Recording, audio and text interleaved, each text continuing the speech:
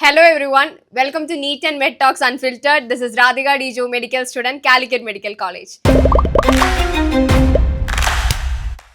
പക്ഷേ ഇന്ന് നമ്മൾ ചെയ്യാൻ പോകുന്നത് ഒരു പോഡ്കാസ്റ്റ് ആയിട്ടല്ല. നേരെ മറിച്ച് ഞാൻ കമ്മ്യൂണിറ്റിയിൽ ഒരു ക്വസ്റ്റ്യൻ ഇട്ടിട്ടുണ്ടായിരുന്നു. നീറ്റിന് ഇനി ആകെ 3 മാസമാണ് ബാക്കിയുള്ളത്. അപ്പൊ നിങ്ങൾക്ക് ഇപ്പം വരുന്ന ഡൗട്ട്സ് കാര്യങ്ങൾ എന്താണ് അത് നമ്മൾ ആൻസർ ചെയ്യുന്നതായിരിക്കും പറഞ്ഞിട്ട്. അപ്പൊ ഒരു Q&A സീരീസ് ആണ്. ഇനി എന്റെ കൂടെ ഇന്ന് വന്നിട്ടുള്ള ഗസ്റ്റ് എന്ന് പറഞ്ഞാല് എന്റെ ഫ്രണ്ടായ ടോം ആണ്. ടോം ഫസ്റ്റ് അറ്റംപ്റ്റിൽ തന്നെ നീറ്റ് ക്ലിയർ ചെയ്ത ഒരാളാണ്. Over to you. ഹായ്, എൻ്റെ പേര് ടോം ബാസ്റ്റ്യൻ. ഞാൻ ഇപ്പോൾ രാധികയുടെ ബാച്ച്മേറ്റ് ആയിരുന്നു. എനിക്ക് കേരള റാങ്ക് 362 ആയിരുന്നു ഉണ്ടായിരുന്നത്. It was my first attempt.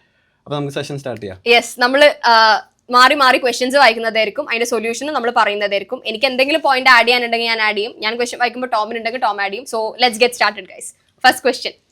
Okay, Radhika, നമ്മുടെ ഫസ്റ്റ് ക്വസ്റ്റ്യൻ വന്നിട്ട് ദേവപ്രിയ ചോദിച്ചേക്കുന്നത്. ഓക്കെ അല്ലേ? അപ്പോൾ ദേവപ്രിയ ഒരു സെറ്റ് ഓഫ് ക്വസ്റ്റ്യൻസ് ചോദിച്ചിട്ടുണ്ട്. നമുക്ക് ഓരോന്നായിട്ട് നമുക്ക് നോക്കാം. ഓക്കെ അല്ലേ? കുട്ടി ഇപ്പോൾ ഒരു എൻട്രൻസ് കോച്ചിങ് സെൻറ്ററിൽ പഠിക്കുന്നുണ്ട്. അപ്പോൾ അതിൻ്റെ അകത്ത് മോഡൽ എക്സാംസ് വലിയ യൂണിറ്റുകളായിട്ടാണ് നടത്തുന്നത്.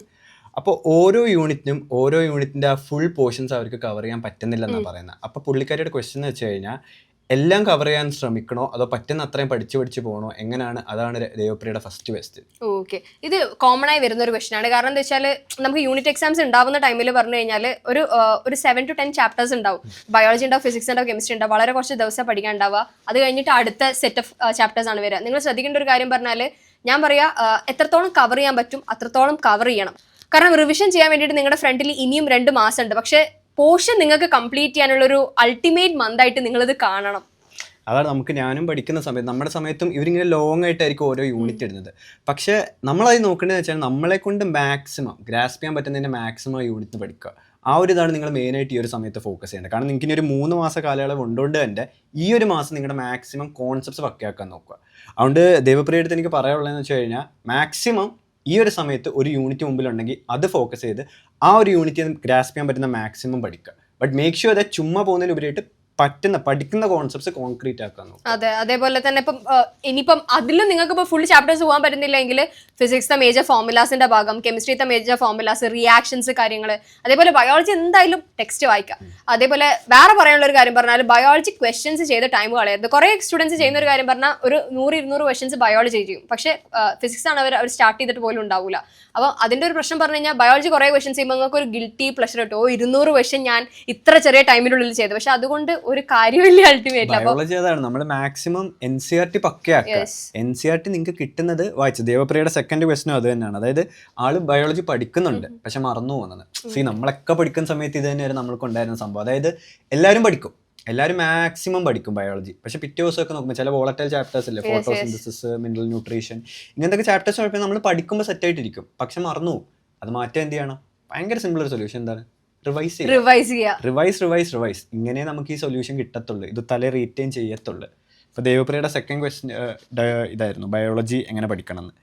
അടുത്താണ് ഏറ്റവും കൂടുതൽ ക്വസ്റ്റ്യൻസ് കുട്ടികൾ ആലോചിച്ചിരിക്കുന്ന ഒരു ക്വസ്റ്റ്യൻ. അതായത് ഫിസിക്സ് മാർക്സ് ഒരു 90 to 110 ഒക്കെയാണ് ഉള്ളത്. മാക്സിമം പോയാലും 130 ഒക്കെ ആവുന്നുള്ളൂ.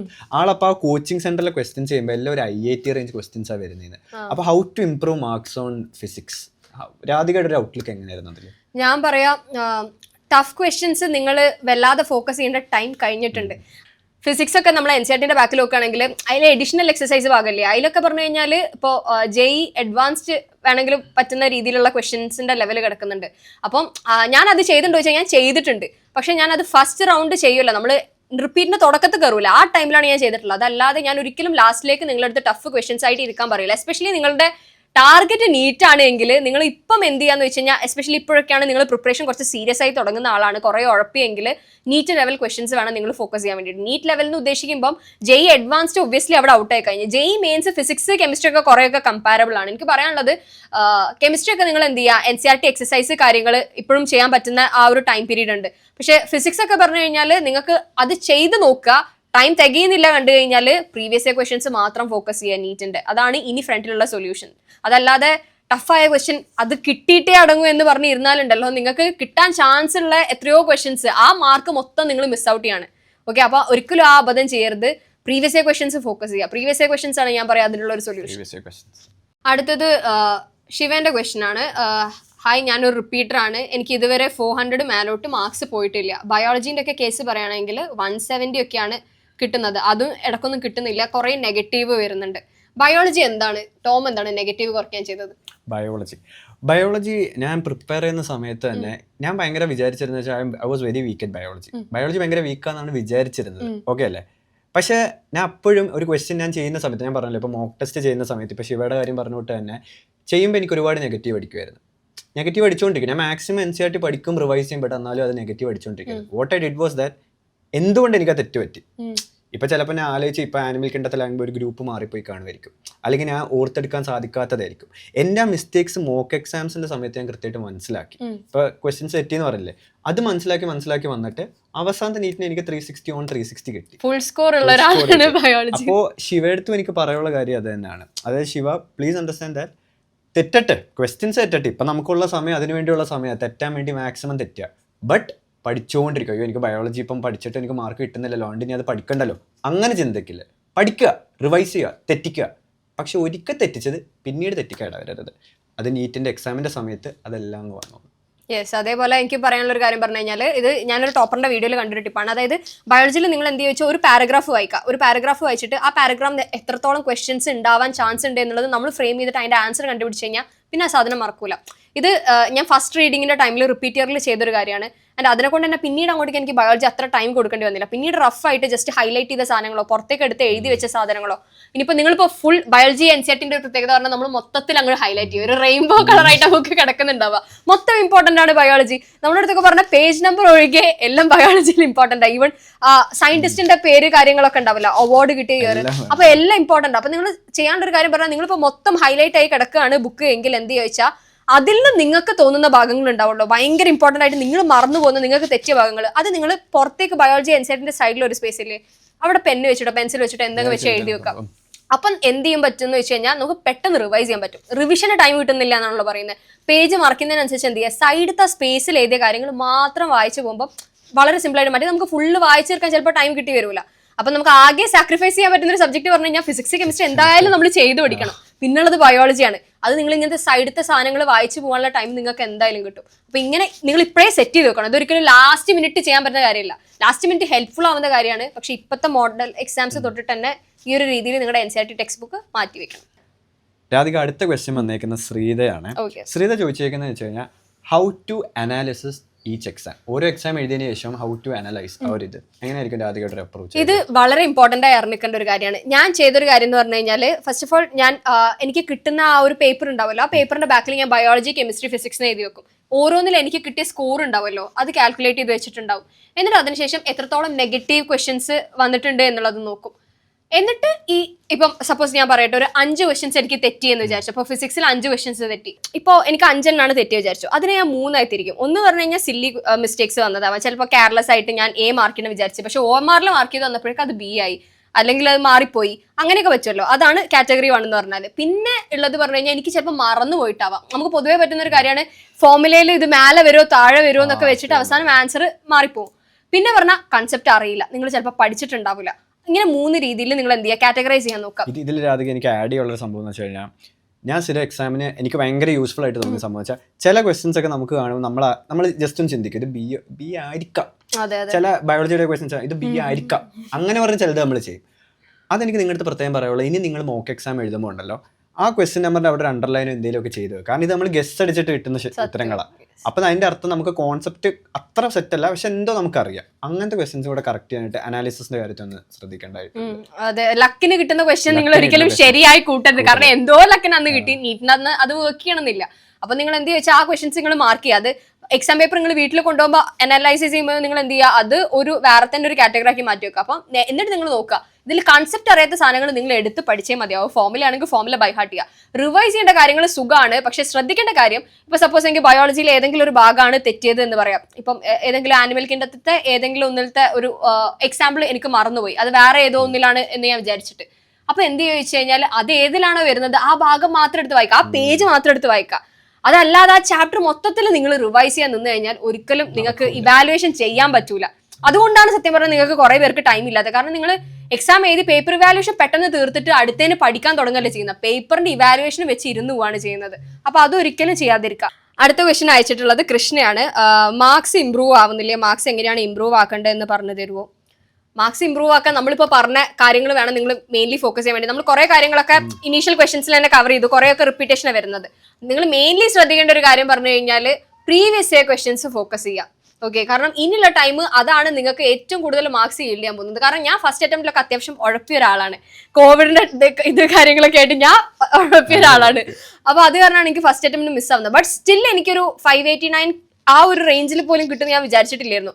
അതിൽ എന്നെ എത്തിച്ചത് പറഞ്ഞു കഴിഞ്ഞാൽ കുറച്ച് ചൂട് വന്നപ്പോൾ ലാസ്റ്റിലേക്ക് നമുക്ക് മാസം എടുക്കുമ്പോൾ എന്തെങ്കിലുമൊക്കെ എങ്ങനെയെങ്കിലൊക്കെ ചെയ്തിട്ടൊന്ന് കിട്ടുമെന്ന് നോക്കാൻ ആ ഒരു ടൈമിൽ ഞാൻ ചെയ്ത് പറഞ്ഞു കഴിഞ്ഞാൽ പ്രീവിയസ് ഇയർ ക്വസ്റ്റൻസ് മാത്രമാണ്. അത് കാരണവും പിന്നെ മോക്ക് ടെസ്റ്റ് ഒക്കെ എങ്ങനെയെങ്കിലൊക്കെ അറ്റംപ്റ്റ് ചെയ്യാൻ വേണ്ടിയിട്ട് നോക്കിയിരുന്നു ലാസ്റ്റിലേക്കൊക്കെ എത്തിയപ്പോൾ. പിന്നെ അത് ഇവാലുവേറ്റ് ചെയ്യാം. കാരണം ചില മോക്ക് ടെസ്റ്റ് ക്വസ്റ്റൻ ഒക്കെ അതേപോലെ നീറ്റിന് റിപ്പീറ്റ് ചെയ്യും, അതേ സെയിം പാറ്റേൺ ചിലപ്പോൾ. അപ്പം എന്ത് ചെയ്യാന്ന് വെച്ച് കഴിഞ്ഞാൽ മോക്ക് ടെസ്റ്റ് അറ്റൻഡ് ചെയ്യുക, അല്ലെങ്കിൽ നിങ്ങൾക്ക് ഭയങ്കര റിഗ്രറ്റ് ആവും. ഓക്കെ, അപ്പം ആ കാര്യങ്ങൾ ഇപ്പൊ മെയിൻലി സ്ട്രെസ് ചെയ്താൽ തന്നെ നിങ്ങൾക്ക് അത്യാവശ്യം നല്ല രീതിക്ക് മാർക്സ് ഇമ്പ്രൂവ് ചെയ്യേണ്ട കാര്യം അതാണ്. അതായത് നമുക്ക് പെട്ടെന്ന് ഇപ്പൊ ഞാൻ ഇന്നത്തെ ദിവസം നല്ലോണം പഠിച്ച് ഡോണ്ട് എക്സ്പെക്ട് ടുമാറോ നാളെ നിങ്ങളുടെ മാർക്ക് കൂടുന്നത്, ഒരിക്കലും അത് എക്സ്പെക്ട് ചെയ്യാൻ നിങ്ങൾക്ക് പറ്റൂല. മെല്ലെ മെല്ലെ മെല്ലെ ഗ്രാജുവലി പ്രോഗ്രസ് വന്നു. അപ്പോൾ അവിടെ എന്താ വേണ്ട, ആ ഒരു ഡിസിപ്ലിനാണ് വേണ്ട. കൃത്യമായിട്ട് എല്ലാ ദിവസം രാധിക പറഞ്ഞുകൊണ്ട് പ്രീവിയസ് ക്വസ്റ്റ്യൻസ് ഇന്ന് ഞാൻ ചെയ്തു, നാളെ ചെയ്തു, മറ്റന്നാൾ ചെയ്തു, എന്തായാലും അതിൻ്റെ പിറ്റേ ദിവസം നിങ്ങൾക്ക് പ്രോഗ്രസ് ഉണ്ടായിരിക്കും. അതായത് ഒരു മെല്ലെ മെല്ലെ മെല്ലെ ബിൽഡ് ചെയ്ത് വന്നോളൂ അത്. അതുകൊണ്ട് പ്ലീസ് കുട്ടിയെടുത്ത് പറയാനുള്ള സംഭവം മെയിനായിട്ട് അത് തന്നെ. കൂടുന്നില്ല, കൂടിക്കോളും. Put in the effort, it will rise. Last വരെ ഇടുക. ചിലപ്പോൾ നിങ്ങൾക്ക് നീറ്റിന്റെ അന്നായിരിക്കാം ചിലപ്പോൾ ലക്ക് ഉണ്ടാവുന്നത്. ഓക്കെ, അങ്ങനത്തെ കുറെ സ്റ്റുഡൻസ്. നിങ്ങൾ ഒരിക്കലും മോക്ക് ടെസ്റ്റ് ആണ് നിങ്ങളുടെ ഫൈനൽ സാധനം എന്ന് വിചാരിക്കരുത്. അത് കഴിഞ്ഞിട്ടും ലൈക്ക് നമുക്ക് അൾട്ടിമേറ്റ്ലി മോക്ക് ടെസ്റ്റിലല്ല മാർക്ക് വേണ്ട, കോച്ചിങ് ഇൻസ്റ്റിറ്റ്യൂട്ട് ടോപ്പർ ആവല്ല വേണ്ടത്. നമുക്ക് പറഞ്ഞു കഴിഞ്ഞാൽ നീറ്റ് കിട്ടുകയാണ് വേണ്ടത്. അത് നിങ്ങൾ എപ്പോഴും മൈൻഡിൽ വെക്കുക. എനിക്കൊക്കെ ഫസ്റ്റ് അറ്റംപ്റ്റ് ടൈമിലായാലും മോക്ക് ടെസ്റ്റിലൊക്കെ എനിക്ക് എൻ്റെ ഏറ്റവും highest score was something like 676 ഒക്കെ. ബട്ട് സ്റ്റിൽ എനിക്ക് ആ കൊല്ലം നീറ്റ് കിട്ടിയിട്ടില്ല. അപ്പൊ നിങ്ങൾ ഒരിക്കലും മോക്ക് ടെസ്റ്റ് ഫൈനൽ ആണ് എന്ന് വിചാരിക്കരുത്. ഓവർ കോൺഫിഡന്റ് ആവാനും പാടില്ല, അണ്ടർ കോൺഫിഡന്റ് ആവാനും പാടില്ല. ഓക്കെ, രാധിക, അടുത്ത ക്വസ്റ്റ്യൻ വന്നിട്ട് നമ്മുടെ ഇതിൽ എന്ന് പറഞ്ഞൊരു കുട്ടി അയച്ചാണ്. അതായത് കുട്ടി ഇപ്പൊ +2 പഠിക്കുന്നത്. +2 പഠിക്കുമ്പോൾ കുട്ടി തിയറി ഒക്കെ ഓക്കെ കുട്ടിക്ക്, പക്ഷെ എൻട്രൻസിന് കാര്യമായിട്ട് അങ്ങോട്ട് ഇമ്പ്രൂവ്മെന്റ് ഉണ്ടാക്കാൻ പറ്റുന്നില്ല. അതായത് മാർക്സ് മോക്ക് ടെസ്റ്റ് ഒക്കെ എഴുതുമ്പോഴും അങ്ങനത്തെ കാര്യങ്ങൾ ചെയ്യാൻ പറ്റുന്നില്ല. അപ്പോൾ അങ്ങനത്തെ ഒരു ഇതിൻ്റെ അടുത്ത് എന്തായിരിക്കും പറയാനുള്ളത്? എനിക്ക് പറയാനുള്ളത്, നിങ്ങളിപ്പോൾ ഒരു കോച്ചിങ് ഇൻസ്റ്റിറ്റ്യൂട്ടിലും പോകുന്നില്ലെങ്കിൽ അറ്റ്ലീസ്റ്റ് ക്രാഷ് എങ്കിലും ജോയിൻ ചെയ്യാൻ ശ്രദ്ധിക്കുക.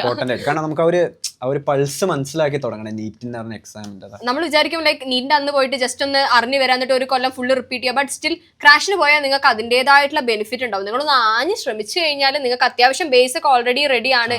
സ്കൂൾ ലെവലിലായാലും നിങ്ങൾ അത്യാവശ്യം ഫിസിക്സ് കെമിസ്ട്രി ക്വസ്റ്റ്യൻ ചെയ്തിട്ടുണ്ട്, ബയോളജി ഒക്കെ നിങ്ങൾക്ക് അത്യാവശ്യം NCERT ബൈഹാർട്ട് ആണെങ്കിൽ നിങ്ങൾക്ക് സത്യം പറഞ്ഞാൽ ഭയങ്കര ഈസിയാണ് സ്കോർ ചെയ്യാൻ വേണ്ടിയിട്ട്. അതാണ് നമ്മള് സ്കൂളിൽ ഇപ്പൊ കുട്ടി പറഞ്ഞല്ലോ തിയറി ഓക്കെ ആണ്.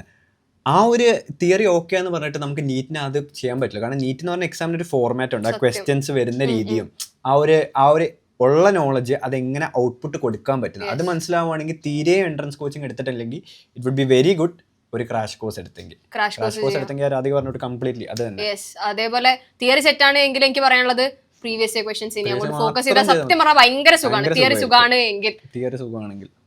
നെക്സ്റ്റ് ക്വസ്റ്റ്യൻ പറഞ്ഞു കഴിഞ്ഞാൽ ഫിദിയാണ് അയച്ചിട്ടുള്ളത്. ഞാനൊരു ഓഫ്ലൈൻ സ്റ്റുഡൻ്റ് ആണ്. ഇൻസ്റ്റിറ്റ്യൂട്ടിൽ എക്സാം ലാസ്റ്റ് ഡേയ്സ് അങ്ങൊക്കെ സ്കോർ നല്ല ഡൗൺ ആയിക്കൊണ്ടിരിക്കുകയാണ്. ഒരു ചാപ്റ്ററും കോൺഫിഡൻസ് ഇല്ല. കോൺഫിഡൻസ് ഉള്ളതൊക്കെ മറന്നു പോവുകയും ചെയ്യാണ്, കോൺഫിഡൻ്റ് ആയ ചാപ്റ്റേഴ്സ്. ഇത് പൊതുവേ പറ്റുന്ന ഒരു കാര്യമാണ്. അതായത് ഒരു ചാപ്റ്റർ പഠിച്ചു എന്ന് അവർ വിചാരിക്കും, പക്ഷെ പിന്നീട് അതിൽ നിന്ന് ക്വസ്റ്റ്യൻ ചെയ്യുന്ന ടൈമിൽ നിങ്ങൾക്ക് കിട്ടില്ല. നിങ്ങൾ മനസ്സിലാക്കേണ്ടത് എഗെയിൻ നമ്മൾ നേരത്തെ പറഞ്ഞ പോയിന്റ് ആണ്. അതായത് തിയറി അറിയാം എന്ന് വിചാരിച്ചിട്ട് നിങ്ങൾക്ക് അതിന്റെ ഒരു ക്വസ്റ്റ്യൻ ചെയ്യാൻ പറ്റണമെന്നില്ല. അപ്പം ഞാൻ ചെയ്തൊരു കാര്യം പറഞ്ഞാൽ ഞാൻ ക്വസ്റ്റ്യൻസ് റിവൈസ് ചെയ്യുമായിരുന്നു.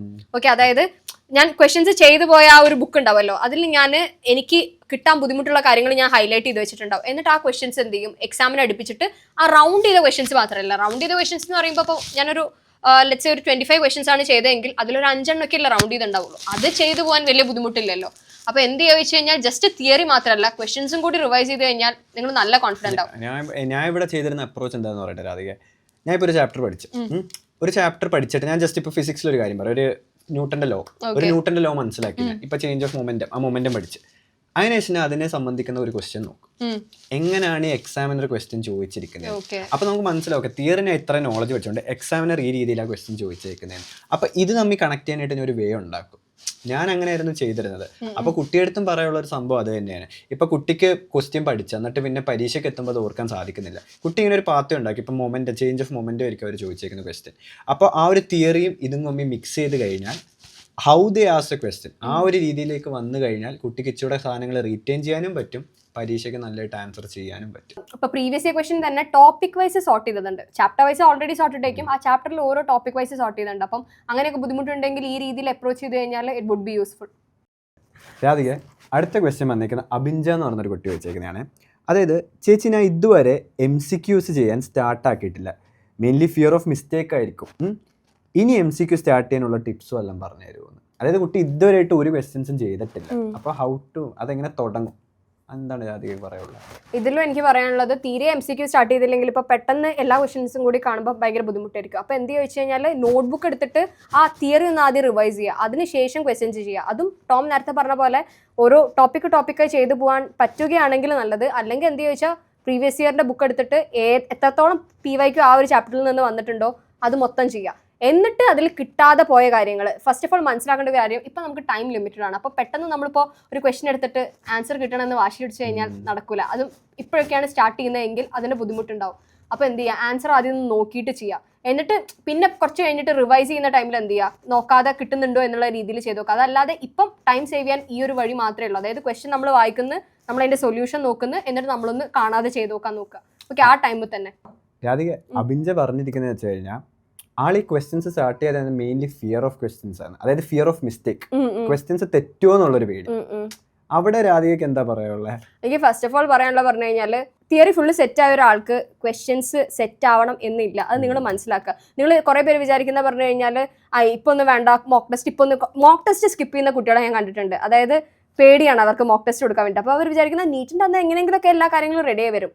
ഒരിക്കലും ഇല്ല. അതാണ് ഫിയർ ഓഫ് മിസ്റ്റേക്ക് എന്ന് പറഞ്ഞൊരു കാര്യം അഭിഞ്ചയ്ക്ക് വരാൻ പാടില്ല. കാരണം എന്ന് വെച്ച് കഴിഞ്ഞാൽ നിങ്ങൾ തെറ്റിക്കുക, മാക്സിമം തെറ്റിച്ചോ. നിങ്ങളുടെ അവസാനത്തെ എക്സാം എന്ന് പറഞ്ഞത് ഇപ്പോൾ രാധിക പറഞ്ഞു ഇപ്പോൾ ഒരുപാട് വട്ടം, അതായത് നിങ്ങളുടെ അന്നത്തെ എക്സാമിൻ്റെ ക്വസ്റ്റ്യൻസ് മാത്രം നിങ്ങൾ തെറ്റിക്കാതെ നോക്കിയാൽ മതി. ഇപ്പം നിങ്ങൾ തെറ്റിക്കാനുള്ള ഫ്രീഡം നിങ്ങൾക്കുണ്ട്. അതിൽ നിന്ന് മനസ്സിലാക്കുക തെറ്റുകളെന്ന്. അതുകൊണ്ട് അഭിഞ്ച സ്റ്റാർട്ട് ഡൂയിങ് MCQ ഇപ്പം തന്നെ ചെയ്ത് തുടങ്ങിക്കോ. പിന്നെ ഒരു 3 months കൊണ്ട് മാക്സിമം ചെയ്ത് തുടങ്ങിക്കോ ക്വസ്റ്റ്യൻസ്. അതോടൊപ്പം എനിക്ക് ആഡ് ചെയ്യാനുള്ള ഒരു കാര്യം പറയാം. അപ്പോൾ ടോം ഫസ്റ്റ് ചാൻസിലൊക്കെ കറക്റ്റായി ചെയ്ത് കൊണ്ടുപോയതുകൊണ്ടാണ് നിനക്ക് നീറ്റ് ഫസ്റ്റ് ചാൻസിൽ തന്നെ ക്രാക്ക് ചെയ്തത്. ഞാൻ ഫസ്റ്റ് ചാൻസിൽ ചെയ്തൊരു മിസ്റ്റേക്ക് ആയിരുന്നു. തുടക്കത്തിലൊക്കെ ഞാൻ ഈ മോക്ക് എക്സാംസ് കുറേയൊക്കെ സ്കിപ്പ് ചെയ്തിട്ടുണ്ട്. പിന്നെ ലാസ്റ്റിലേക്ക് എത്തിയപ്പോഴാണ് എനിക്ക് ആ പേടി വരാൻ തുടങ്ങിയത്. എനിക്ക് ഇടയ്ക്കൊക്കെ തോന്നിയിരുന്നു ലൈക്ക് തുടക്കത്തിലേ ഞാൻ ചെയ്ത് തുടങ്ങിയിരുന്നെങ്കിൽ എത്രയോ എനിക്ക് മാർക്ക് ഇമ്പ്രൂവ് ചെയ്യാൻ പറ്റുമായിരുന്നു. അപ്പോൾ ഒരിക്കലും മോക്ക് എക്സാം സ്കിപ്പ് ചെയ്യുക, അല്ലെങ്കിൽ എന്താ പറയുക ക്വസ്റ്റ്യൻസ് ചെയ്യാതിരിക്കുക, അങ്ങനത്തെ കാര്യങ്ങളൊന്നും നിങ്ങൾ മനസ്സിലാക്കേണ്ടത്, നിങ്ങൾക്ക് എന്തായാലും ഒരു ദിവസം ഈ നീറ്റ് എന്നുള്ളത് അറ്റംപ്റ്റ് ചെയ്യണം. അതിനുള്ളത് MCQ ക്വസ്റ്റ്യൻസ്. അപ്പോൾ അതിന് നമ്മൾ ഫിയർ ചെയ്തിട്ട് കാര്യമില്ല. എന്താണോ ഫിയർ അതിനെ അറ്റാക്ക് ചെയ്യാണ് വേണ്ടത്.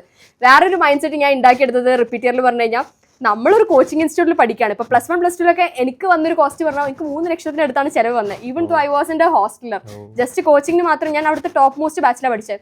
അപ്പോൾ എൻ്റെ ഒരു മൈൻഡ് സെറ്റ് പറഞ്ഞു കഴിഞ്ഞാൽ റിപ്പീറ്റിയറിൽ ഇത്രയും പൈസ ഞാൻ ഇതിൽ ഇൻവെസ്റ്റ് ചെയ്ത് കഴിഞ്ഞ് ഇനി അവിടുത്തെ ലൈബ്രറിയോ അവിടുത്തെ മെറ്റീരിയൽസോ സാറുമാരെയോ ഞാൻ മാക്സിമം യൂസ് ചെയ്തിട്ട് പഠിക്കാൻ പോവാണ്. ഒരിക്കലും ഒരു ചോദ്യം ചോദിക്കുമ്പോൾ അത് പൊട്ടത്തരാണോ എന്നൊന്നും ഞാൻ ഡബിൾ തിങ്ക് ചെയ്യാൻ നിന്നിട്ടില്ല റിപ്പീറ്റിയറിൽ. കാരണം ഞാൻ പഠിക്കാൻ വേണ്ടി വന്നത് അവിടെ. അപ്പോൾ ഞാൻ ഒബ്വിയസ്ലി അവിടെ മിസ്റ്റേക്ക് ഉണ്ടാവും. എക്സാം എഴുതുന്നത് ഞാൻ എനിക്ക് ഇമ്പ്രൂവ് ചെയ്യാൻ, അല്ലാതെ ഭയങ്കര ടോപ്പ് മോസ്റ്റ് സ്കോർ വന്നിട്ട് ഞാൻ പെർഫെക്റ്റ് ആണ് എന്ന് കാണിക്കാനല്ല. കാരണം മോക്ക് ടെസ്റ്റ് ഓൺലൈനായി ചെയ്യുന്ന കുട്ടികൾ കുറേ പേരൊക്കെ ഇങ്ങനെ ജസ്റ്റ് നോക്കിയിട്ട് കോപ്പി ചെയ്യുന്ന പോലെയൊക്കെ എനിക്ക് പറഞ്ഞിട്ട് ഇങ്ങനെ മെയിൽ വരാറുണ്ട്. മാർക്കുണ്ട്, പക്ഷെ അത് പാരൻസിനെ ബോധിപ്പിക്കാൻ വേണ്ടിയിട്ട് അവർ കോപ്പി അടിച്ചിട്ടൊക്കെ ഉണ്ടാക്കിയ മാർക്കാണ്.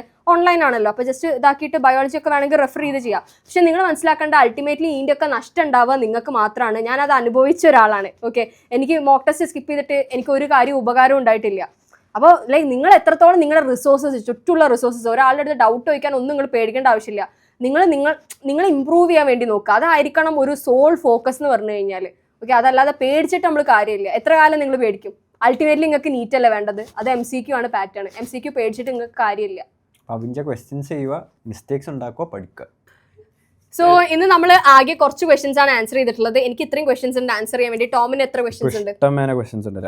ഓക്കെ, അപ്പോൾ ഇതൊക്കെ നമ്മൾ ഇനി ഓരോ സീരീസ് ആയിട്ട് ആൻസർ ചെയ്ത് പോകുന്നതായിരിക്കും. ഇന്ന് നമ്മൾ അത്യാവശ്യം മെയിൻ ആയിട്ടുള്ള പോയിന്റ്സ് കവർ ചെയ്തിട്ടുണ്ട്. നിങ്ങൾ just stick on to that and ഒന്നിനും പേടിക്കാതെ ക്വസ്റ്റ്യൻ ചെയ്ത് തുടങ്ങുക. പഠിക്കാത്തവർ പഠിച്ചു തുടങ്ങുക. ഇനി സ്കൂളിൽ പോകുന്ന കുട്ടികളായാലും എവിടെയെങ്കിലുമൊക്കെ ക്രാഷ് ജോയിൻ ചെയ്തിട്ടെങ്കിലും പഠിക്കാൻ നോക്കുക. അപ്പോൾ നമ്മളിതൊരു സീരീസ് ആയിട്ട് കണ്ടിന്യൂ ചെയ്യുന്നതായിരിക്കും. സീരിയസ് ആയിട്ട് എന്തായാലും നിങ്ങളുടെ എല്ലാ ക്വയറീസും, ഇനിയുള്ള എല്ലാ ക്വസ്റ്റ്യൻസും, നിങ്ങൾക്ക് എന്തൊക്കെ സംശയങ്ങളുണ്ടോ ഈ വീഡിയോയുടെ കമന്റ് സെക്ഷനിൽ ഇടുക. നമ്മളെല്ലാം ആൻസർ ചെയ്യുന്നതായിരിക്കും. ഇനിയുള്ള 1 മിനിറ്റ് പോലും നമുക്ക് സമയമില്ല. ഇനി നമുക്ക് പരീക്ഷ മാത്രം, നീറ്റ് ഉള്ള സമയം എല്ലാം പഠിക്കുക. പഠിച്ച് നമുക്ക് സെറ്റ് ആക്കാം. Okay, so this is Radhika DJ signing off with Tom Bastin. By.